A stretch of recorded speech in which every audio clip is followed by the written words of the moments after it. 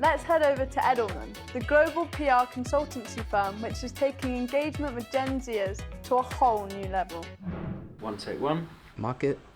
I'm Jackie Cooper and I am the Global Chief Brand Officer at Edelman. I ended up in PR with a very, very lucky break, having had a hopeless education and not getting on well at school at all and feeling that I probably wouldn't be very good at anything. I got a summer job in the PR industry, and that was really revelationary to me because I found an industry where my strange lateral creative brain was actually an asset, and I worked my way up and have been in the PR industry ever since.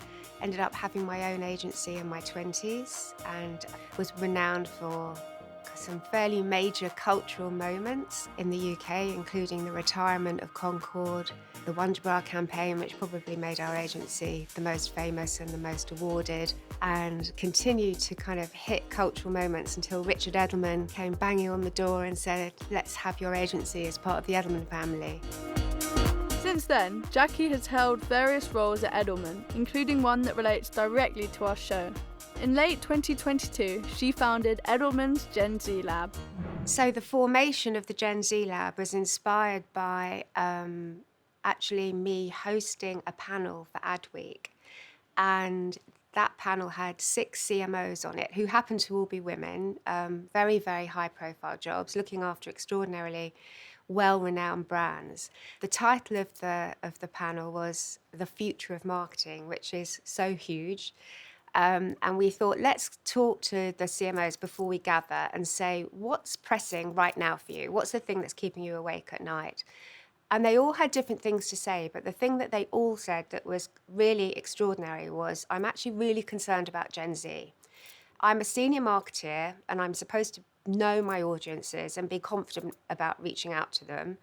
But I'm actually really nervous that this is a generation that might know more about their needs than I do. They can cancel me, they can bring me down, and they can cause me grief. And so I'm actually a bit paralysed by indecision as to what I can do to embrace them and to have them as part of my marketing activity. And this was kind of revelationary, actually. And we thought, what happens if we become the agency that knows more about Gen Z than any other agency? And that was my ambition.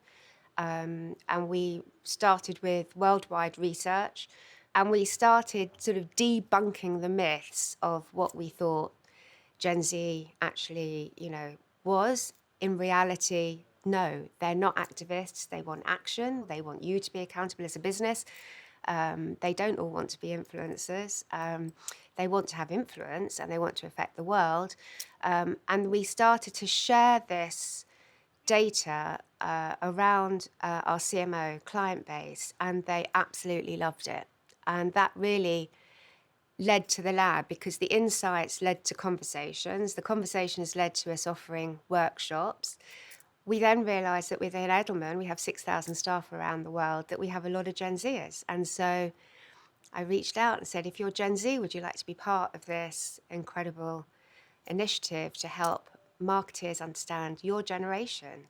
And today we have over 300 Gen Zers, like almost an agency within our agency, who are on tap, on call, focus groups, workshop participants.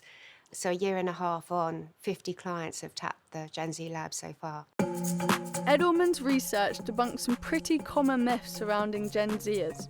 Its data shows only 12% aspire to be an influencer, that TikTok isn't the most trusted social site, it's YouTube. And it's not about cancel culture, it's about accountability. To head up the lab, Jackie's team appointed the world's first ever CEO, fashion designer Harris Reed, famous for dressing stars like Harry Styles and Adele. He is entrepreneurial, creative, but also has a very good sense of how to balance cultural knowledge with business knowledge. And I think it's really important that the CEO role had both of those sides. And so we asked if he was interested in coming in as a CEO, and he said, I'd love it. I think a lot of the brands, and I'm finding, are so terrified of getting it wrong. So which I understand because there's been a lot of cancel culture, there's a lot of things around, even Pride now, before everything was plastered in like rainbow flags and everyone was kind of like this tokenistic endorser of a product, where now it's kind of quieted down because people are so scared. So I always tell people, don't be scared, but actually put your money where your mouth is and also bring on individuals that speak to what you're trying to say. So it's a mix between authenticity, transparency, and really standing for something. And that's, I think, where people get scared. For more on how the Gen Z Lab works, we sat in on a session with Edelman employees. Their topic of conversation, social media. We definitely live in a social first world now. We all talk about it with our clients all the time. And Gen Z are probably the biggest users of social media, so definitely about kind of bringing our insight. What trends have we seen? What are we actually doing? How are we using social media? Because it's all well and good having a big director telling us, oh, well, we think Gen Z are doing this, but actually to have a Gen Z person saying, I use it in this way, so-and-so uses it in this way, actually hearing it from the horse's mouth, I guess, makes it feel all the more real and all the more authentic. And at the end of the day, that's where you're going to get your consumer truth from. I must say, I do scroll on Instagram. I do do it. Yeah, I do doom scroll, as they say. At the end of the day, we're kind of like native to the digital world. I always joke about it with my parents. I don't really know anything different. So at the same time, I'm like a sponge, kind of learning all the stuff that I don't know about. But I'm also kind of like telling people like these little cheeky shortcuts on like Excel or just like lingo, like someone didn't know what aired meant when you air someone. So I'm like telling them what I mean. I guess as Gen Z, we are always on social. Even we're using it, as a kind of tool within our industry, but then also we go home and we scroll in our downtime as well. You're just always thinking, and I think being in such a social first space, it doesn't feel like you're kind of working off the clock, but I guess you are in a way. The ideas are constant when you're always keeping up with current trends and things like that. From what everyone's saying, I feel like we're really touching on a point of like, we live and breathe digital, like we know what it's about. We speak it like it's a language that we've not learned, but that we've acquired, right? And so we don't even know why this grammatically makes sense, but we just understand it in that way. We learn so much by asking generations, whereas our previous generations we teach generations.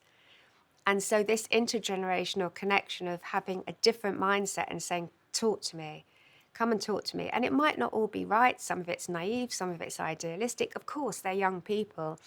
But the understanding that they have about content and media and this forensic ability to research and find out what's going on behind companies and not taking anything at face value means that we have to work with them and we have to understand. And so that revelation from the younger generation to the older generation has been fascinating. And then the older generation's asking this generation, what should they do about things? And showing this younger generation the challenges that come across the C-suite or come across a brand team, which is why when I am ever asked to define the lab, it's difficult because it's really very responsive to what's happening in the moment.